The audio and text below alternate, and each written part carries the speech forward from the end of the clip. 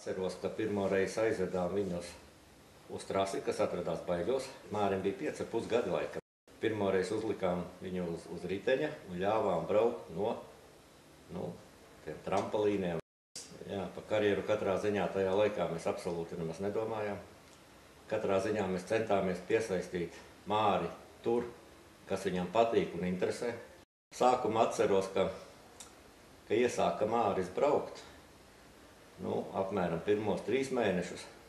Man bija regulāri viņš jāved uz treniņu. It kā, viņš tā nedaudz baidījās, varbūt, ne sevišķi gribēja. Pēc 3 mēnešiem jau bija otrādi. Viņš man nelika mieru kopā ar vecākiem braucējiem.